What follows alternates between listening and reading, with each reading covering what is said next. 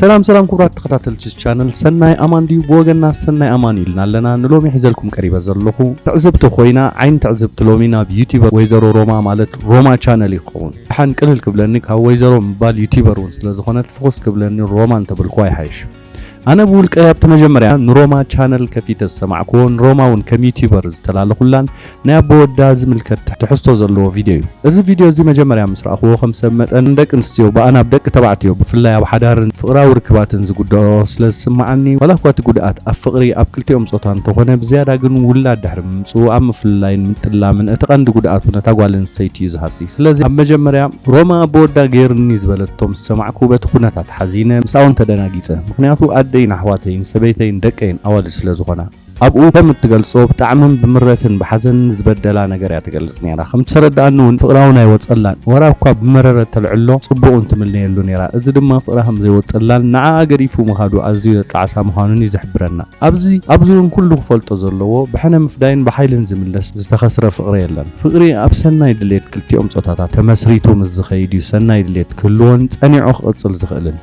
كاتيلو أبت فيديو تزاربوز نبرت بتأبو ودا خمس تخصصاتن كم استقصعتن نايزعب مخنيات دما بتأبو ودا مسح جيزة لا سبيتو بمخان زولدو ودوم سؤلو بموساد مسودا بحنساب حوي بمبال بزي فقادوم سئلنا يتودوم أبيتي بمزرقة حام كسيسوما مسرت حقون تقصيع أبزي مجمريا زريوز نبركو ناتي كومنت قهب انت خوينا مجمريا روما أو وشتا مستيرني عراتا نايبيت سبا مستير ناب سوشيال ميديا خطو تصوق ونعوكو انت زي كونه جن قبل بانزلو حركانن برتع سمعيت النمو زيادة تقيمات اللوز بالحساب سلاز نبرني دحانيوز بالحساب حجرني نيرو زوقت سألغونتات جن مالت روما نتسمونا العلت نايتابو ودا سئلنا تقعتن فيديوهات مسرح تصميدا جن زنتا ياخدتيلو ممليسو ناقود أمسيو مغنياتو تابو داخ خستان كتقصعن مليسو لباخدم من كتقون ترايا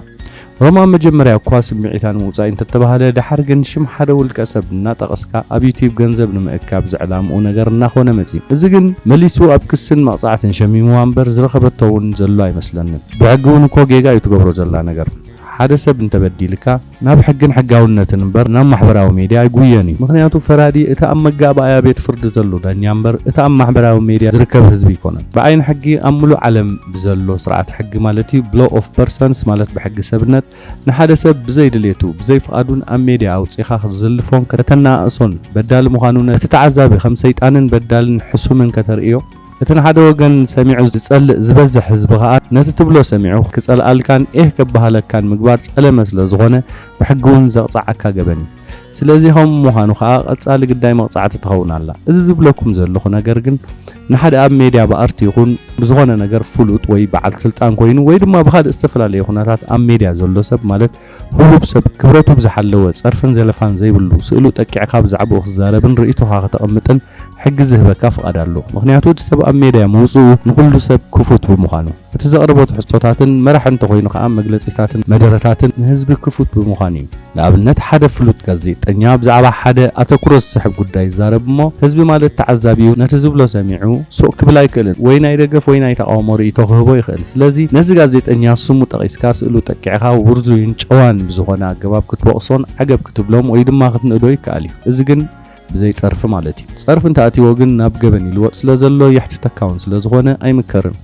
ابزنا روما ጉዳይ ምስ ንምለስ እዝን ዝኾነ ሰብ ኣብ ሚድያ ኣቕሪብካ ብዛዕባ ምዝራብ ገበን እኳ እንተኾነ ግን ብዓይኒ ሰማዒ ክዛረብ እንተኾይነ ከዓ ሮማ ብዙ ጉዳይ ክትዛረብን ከላ ናይ ሓደ ወገን ጥራይና ንሰምዕ ዘለና ማለት ናቱ ሓሳብ ኣይሰማዕና ኩሉ ግዜ ሮማ እቲ ኣቦ ወዳ ከም ዝበደላ ብኡ ከም ዝተማረረትን እያ ትገልጽ ናቱ ሓሳብ ከንታይ ሰሚዕናዮ ዲና እትንሳቱ ብሎ ዘላ በደል ብልክ ዓብ ርእሲ ኣፈጺሞ ዲ እንተ ፈጺሞኸ ብኸመይ ምኽንያት እዩ ወይ ድማ ሮማ ንዑምስ በደለቶ ዲ ተቀይሙኹም ጌርዋ ወይስ እቲ ኩሉ ግፍዕናቱ ጌጋ ይፈጺሞ ዝብል ሕቶ ክምለስ ኣለዎ መጀመርያ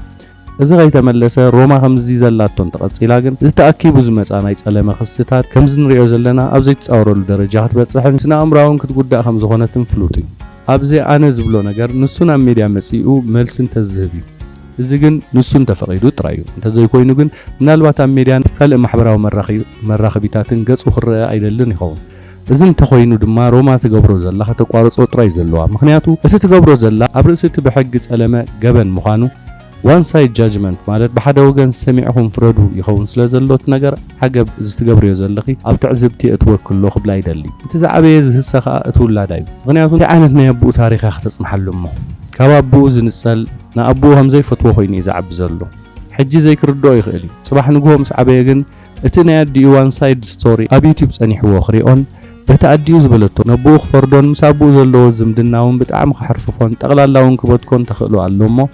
ዓገብ ሮማየ ክብላ ይደሊ ልክዕ ዘይወፀ ፍቅሪ እሞ ንሳ ግን ክትዛረበሉ ዘይደለየት ፍቅሪ ክህልዋ ይኽእል እዩ ግን ንሱ ሓንሳብ ህይወቱ መሪጹ ኸይድሎ ስለዚ ሁሉ ክኢላ ልባ ጸጋጊና ህይወታ ክትሕድስ እዩ ተቐንዲ ኣገዳሲ ነገር እምበር ብስተኸዓወ ጸባ ቐጻል ዝበኪ ቆልዓ የለን ንግዚኡ ክበኪዩ ጸባ እንተሎ ካልእ ክቅዳሓልዩ እንተዘይኮይነ ግን ንጽባሒቱ ክጽበዩ ማለት ስለዚ ከዓ ሮማ ክብላ ዝደሊ እቲ ዝኾነ ኮይኑ እዩ ከም ትርእዮ ዘለኺ ኣቦ ወድኺ ንዝኾነ ምስኡ ዘለኪ ጉዳይ ሸለሊሉን ዝርእየካ ኣይኮነን ከምዚ ንሪኦ ዘለና ከም ዘለኺዮ እንተቐጺልኪ ብጸለመ ብተደጋጋሚ እንተኸሲሱኪ ንግዚኡ ብገንዘብ ክድቅስ ይኽእል እዩ ድሓር ምስ ተደጋገመ ግን ኣብ ማእሰርትን ካልእ ስነ ኣእምራዊ ማዕጻዕትታትን ክትኣትው ስለትኽእሊ